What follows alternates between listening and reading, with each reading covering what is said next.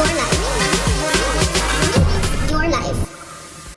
Hey guys, it's Stephanie. I'm so sorry. I feel like I was screaming. My bad. I'm so excited. All right, guys, thank you so much for tuning in.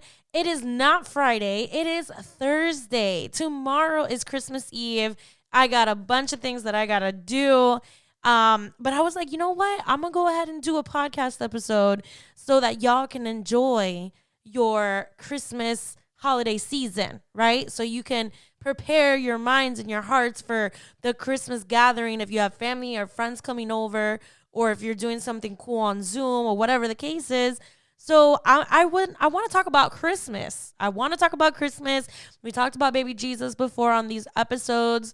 For this Remix Your Life episode, I want to talk about all things Christmas because there's a few things that I need to get off of my chest, okay?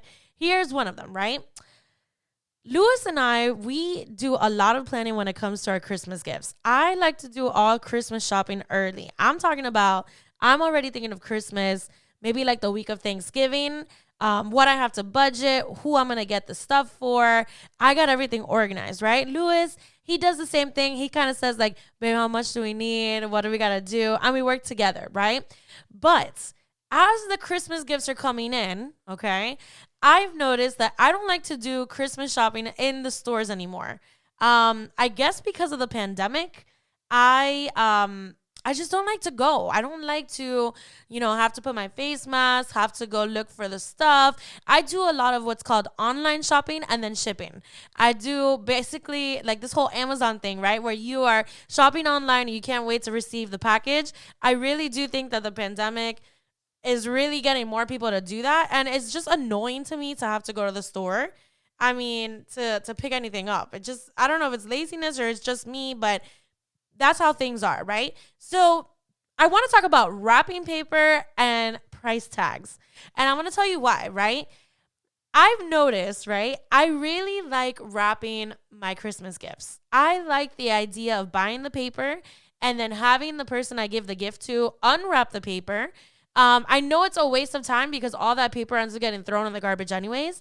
But I like the idea of wrapping my gifts. I like having to cut the paper. I am not the best wrapper. My dad is. I firmly believe my dad is a really good gift wrapping person. He always tells me how he used to work at a Hello Kitty store for many, many years back in the day, and that he used to wrap gifts. That's all he used to do, just wrap gifts for Christmas, for anniversaries, for birthdays, for everything. But he's so good at it that it looks beautiful, right? But I try to wrap my gifts as much as possible. I buy the prettiest wrapping paper so you can't tell that I wrapped it terribly, right? The prettiest wrapping paper that like, oh my God, this is so pretty.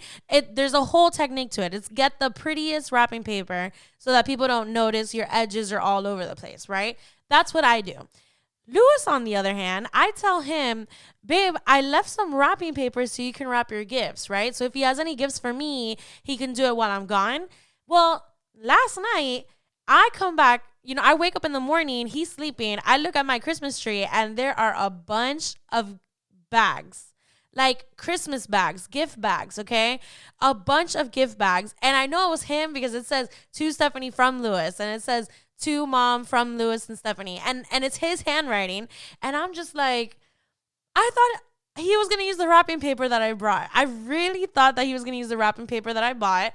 And he just was like, oh, I just went to the dollar store and I brought a bunch of bags and put some tissue paper, call it a day. And when I asked him about it, he's like, it's so much easier to do it with bags and tissue paper. And in my head, I'm like, but you pay $2 if you go to the store, right? So if you go to the dollar store, you pay $1 for the gift bags, you pay $1 for the tissue paper, versus just buying one roll of wrapping paper and you can wrap 3 or 4 different gifts depending on the size. I don't know. I just want to ask you guys, please let me know in the comments. Do you like to wrap your gifts with wrapping paper, or do you prefer to just buy gift bags and put in tissue paper? None of these are right or wrong.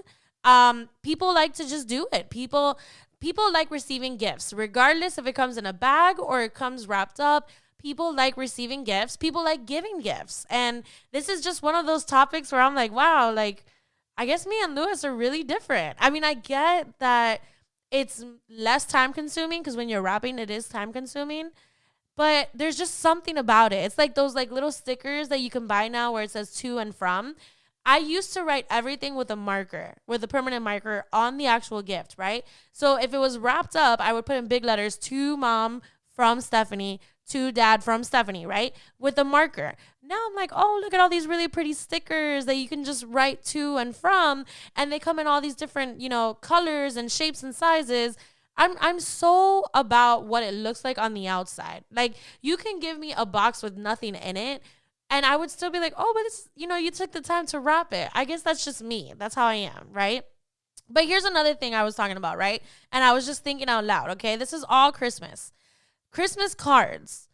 Do you do them or do you not do them? Because I know nowadays some people don't think it's necessary because a lot of people are not seeing people in person and they're doing what's called e-cards.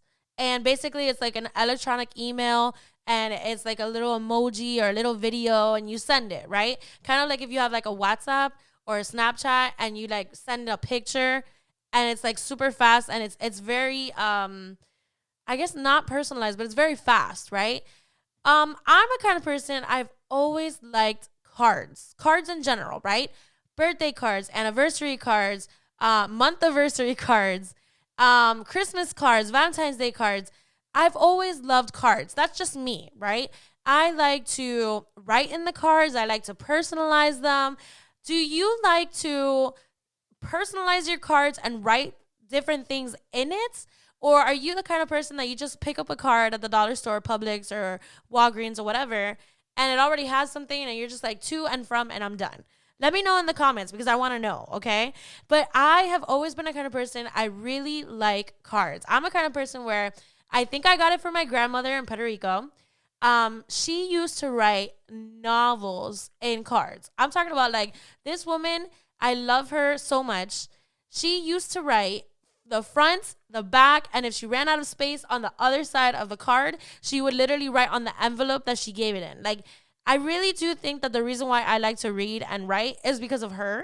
Because, like, she put so much time in writing those cards. Like, every card was different. It didn't matter if it was a graduation card or if it was a birthday card. Every single card that I have for my grandmother is different, right? And my grandfather, he's kind of like my dad. He's just like, tell them that I said, from mom and dad, right on my behalf. And I understand that, but my grandmother, she was so detailed, right? So I made Lewis, and he can tell you this. When Lewis and I first started dating, way, way, way back in 2010, my first year dating Lewis, I asked him to write me a handwritten card every single month. Every single month, I wanted a handwritten card where he poured his heart and his soul, and he told me how he felt and how he's feeling and what's going on. I like that, right? After a year, I was like, okay, cool. I'm not going to let you go through that anymore. I think it was just a test of love. So he understood, like, okay, Stephanie likes to write. I think you know that. Stephanie likes to read. This is what it's about, okay?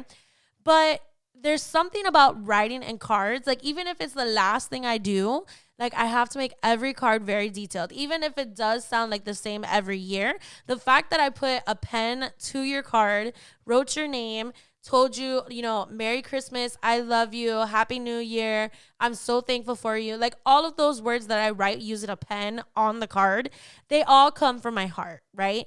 And I want to talk a little bit about generosity, because during this Christmas time, a lot of people think it's all about the gifts. A lot of people think, well, if I gave you a gift, I did what I was supposed to do, right? But giving gifts is not really what generosity is about, okay? Generosity is not about how big your gift is. It's about where your gift came from. A lot of people like to say, well, it's not the gift that counts, it's the thought that counts. I think I said that right. Well, that's what people like to say, right? And it's true. It's 100% true. If you took the time to think about somebody and buy them a card, buy them a gift, write something down for them, like, they were being so thoughtful of you. They loved you and cared for you so much. They took the time to do that, and they wanted to give it to you out of generosity. But my question is, did they give it from their heart, Or did they give it from other intentions, right? Because sometimes during this season, a lot of people feel like they have to meet a certain quota. I have to give a gift to everybody in the office because everybody has to know that I'm giving everybody a gift. Or they give gifts like, well, if I give a gift to my boss, then that means that she's going to give a gift to me. Or some people be like, I have to give a gift that's better than what I gave my sister last year because she's expecting more from me. And I have to give her better. So if I gave her a $25 gift card last year, I got to double that. I got to give her $50 this year. And that is not necessarily what generosity is, okay? It doesn't matter how big or small or value or price tag that's on your gift. Your gift has to come from your heart. Generosity comes from God, and God gave us the best gift, which is his son, Jesus Christ. When he gave him to us, he gave it to us freely. He gave it to us with us in his mind. He gave Jesus to us because he loves us. He cares for us. He wants the best for us, but he didn't have any type of added pressure saying, well, if I don't give them Jesus, they're all going to hell. So maybe I should just pick and choose. No, God wasn't a God who said, I have to meet a certain quota. I have to make sure that other people are watching what I give. God gave generously from his heart. And there's another person in the Bible that gave generously from her heart, but gave as little as you may have not imagined compared to other people. I mean, I do feel like sometimes Christmas has a lot to do about comparison. And we really have to just cancel that. Like, we need to cancel this idea that we have to one up every year the Christmas gifts on, Christmas. And we have to make sure other people are seeing. We have to compare what I gave my husband last year, what I gave my husband this year. Like, we have to just cancel that. And we need to make sure that we understand that whatever we give, it has to be from your heart. Okay? So let's go back to this woman I was telling you about, right? In Mark chapter 12, verse 41 to 44, it says, Jesus sat down near the collection box in the temple and watched as the crowds dropped in their money. Many rich people put in large amounts. Then a poor widow came and dropped in 2 small coins. Verse 43, Jesus called his disciples to him and said, I tell you the truth, this poor widow has given more than all of the others who are making contributions. For they gave a tiny part of their surplus, but she, poor as she is, has given everything she has to live on. Now, the story is called the widow's offering. And I want to just focus a little bit on what Jesus says, because we're seeing here the collection box in the temple. A lot of priests, a lot of leaders, a lot of religious leaders, they made it a big deal to prove that what they were giving was something big, okay? So just imagine you're at church, right? And they have the collection offering box or the pan, right? And you drop in $100 bills, and while you're dropping, you're like, look at that, $100, and you're looking around while you give it, okay? Or in this case, they used to give in coins, right? So if you gave coins that weighed a lot, they would make a different sound, like clunk. Oh, wow, he gave a lot, right? But as Jesus is sitting there watching, because that's all he's doing. He's literally just sitting there watching, okay? He notices that all these people are putting in large amounts, and yet this poor widow dropped 2 coins. Now, if you look at that section in your Bible, it's going to basically give you like a little note. And sometimes it's really important to look at those notes because those notes give you a little bit more insight on what the text is trying to give you, okay? In the New Living Translation, my little note there, it says, Greek 2 lepta, which is quadrants, okay? Basically, it's also specified as 2 mites, okay? 2 mites is their type of currency, right? So 1 mite, 2 mite. She only had 2 mites, okay? And it's believed that the quadrant or the mite is the smallest Roman coin. So almost think of it as the value of a penny, because for us, the smallest value in the United States is a penny, 1 cent. 1 penny. That 1 cent that you need when you need $1 for like a vending machine, that 1 cent. And sometimes vending machines don't even take 1 cent, okay? That's how small she gave, okay? It says the true value of this coin is worth 6 minutes of an average daily wage. Put that in perspective, okay? It's not even worth 1 hour of your time if you're working.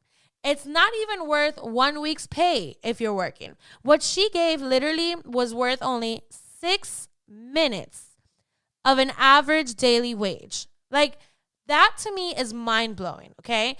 Despite the fact that, number one, she's poor, okay? She has absolutely no wealth given to her in her name. Number two, she's dealing with the fact that she's a widow. Like, a widow. She lost her husband. Her husband passed away. She has no other man in her life that maybe is giving her the support that she once had, right? So she's dealing with financial hardship. She's dealing with emotional hardship because she's alone. And on top of that, she thinks of herself. She doesn't think of herself, but she thinks of God. So she thinks of Jesus. And she gives from the bottom of her heart all that she can. And her all was more than enough. Because it says here in verse 44, for everyone else gave a tiny surplus, a tiny part of their surplus, okay? Of what God has given them, they've given only a portion of it. But this woman, she's given all of it. She's given everything. She was like, I'm all in. If I'm going to give you something, I want to make sure what I give you comes from my heart. And what comes from your heart is your treasure. Okay? There's a verse in the Bible that actually talks about that. I'm going to try to find it. Where I think it says where your heart is, there your treasure is. Let's see.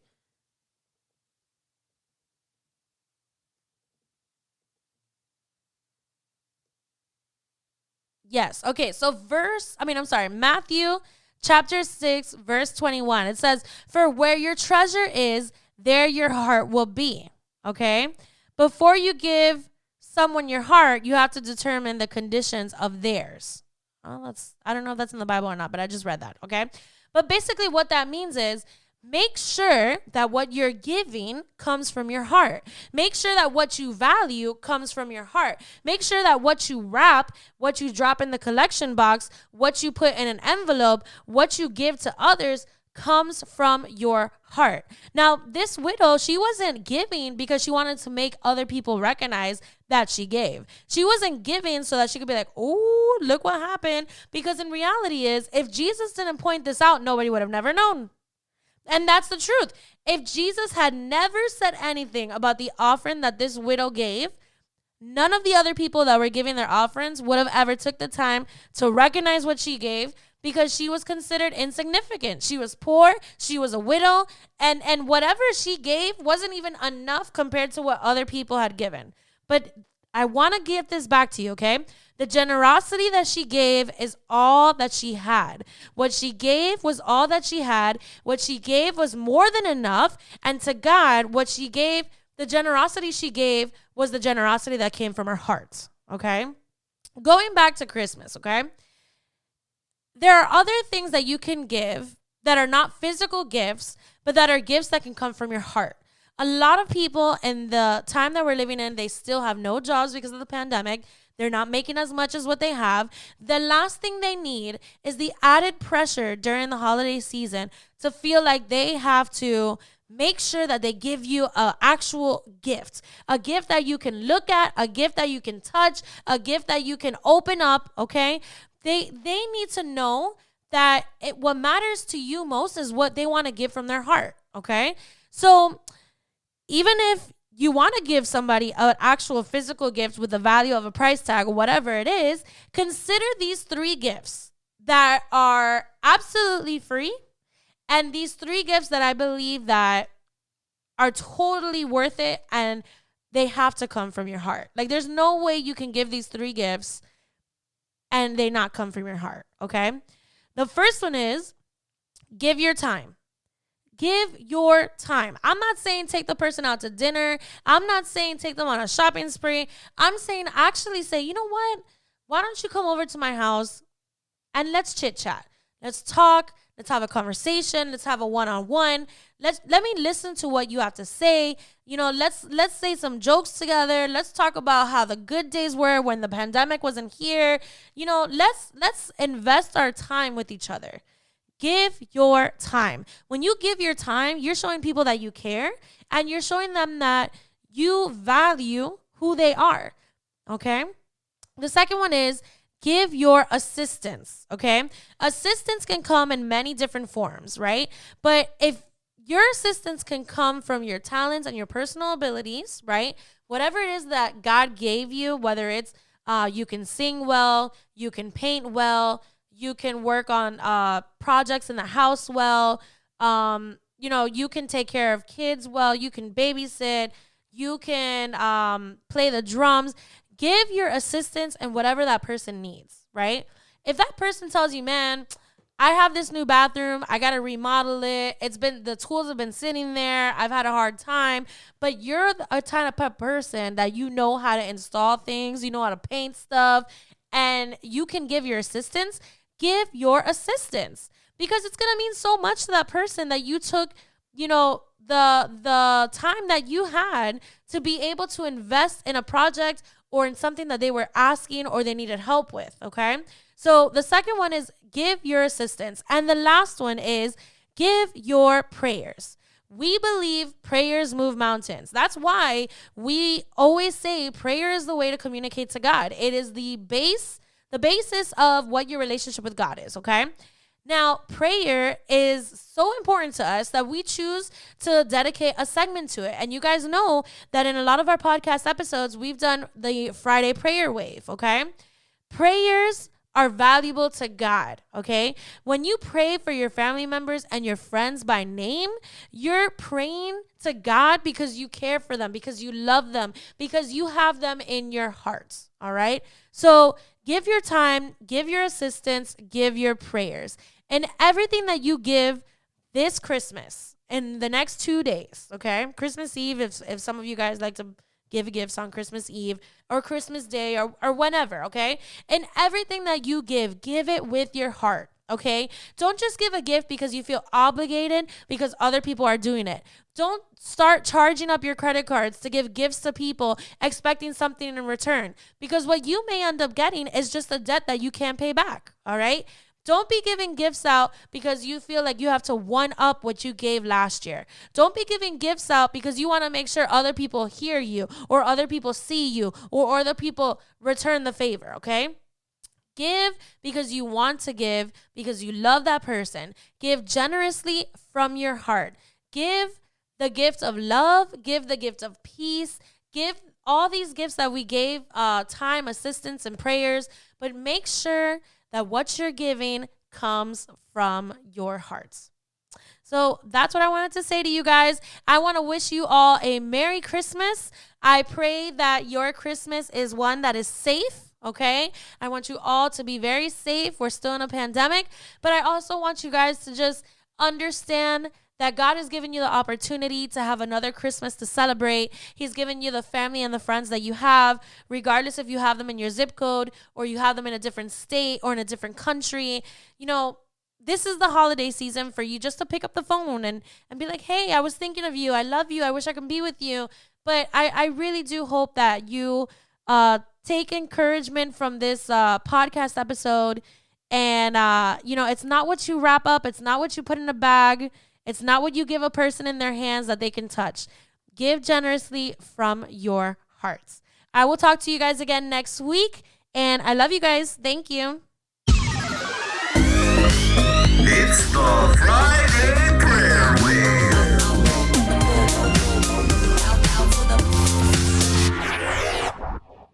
Okay, seriously, I don't know why I did that. I'm telling you guys, I feel like I always do that. My bad. We're done with the Friday prayer waves for the rest of this year, but it's definitely going to be coming back next year. So please continue to tune in. Love you guys. This time for real. If you enjoyed listening to this podcast, follow us on Facebook and Instagram at The Remix Movement for more updates. Be sure to check out our videos on YouTube and subscribe. Feel free to send us a DM with your feedback, questions, and any topics that you would like to hear in any of our future episodes. Thank you, and God bless.